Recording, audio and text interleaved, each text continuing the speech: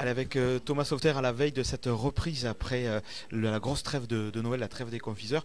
Thomas, vous recevez un gros morceau. Est-ce que c'est l'idéal d'attaquer les matchs retour avec, on va dire, l'équipe qui fait peur actuellement, un petit peu sur toutes les pelouses de Pro D2? Alors bonjour déjà, oui, je pense que recevoir Oyonnax, à mon avis, à ce début de reprise du championnat, ça va faire du bien, je pense. Ça va être un bon moyen de se replonger dans la deuxième partie du championnat. Ça va permettre d'évacuer les fêtes, ça permet d'oublier peut-être les petits excès qu'on a fait ou quoi que ce soit, de replonger vite dans le travail hein, et de rattaquer avec appétit cette deuxième partie de saison. Cette première partie de saison a été plutôt positive côté l'USC. Vous êtes parti quand même peut-être avec un petit goût amer après le match de Narbonne. Est-ce que c'est une source de motivation pour se dire on va essayer de récupérer ces 4 points qu'on n'a pas pu prendre en Narbonne? Alors oui, on y pense un peu forcément, même si les 2 semaines de vacances ont permis d'évacuer ce match de Narbonne.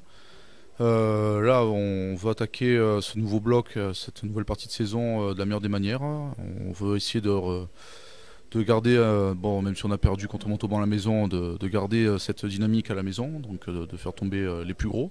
On a battu Perpignan, on a battu Aurillac, on aimerait faire tomber Oyonnax avec grand plaisir.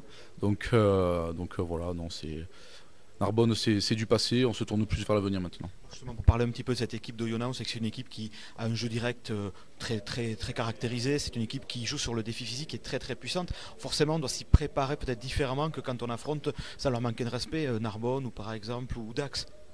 Alors oui, tous les matchs se ressemblent, mais on sait que bon, il n'y a pas beaucoup d'équipes comme Oyonnax. Ils ont 3-4 joueurs devant, c'est très épais. Je pense à Grilling, leur gaucher, Mahfou, Ford, il y a même Sycamore, je ne sais pas s'il jouera.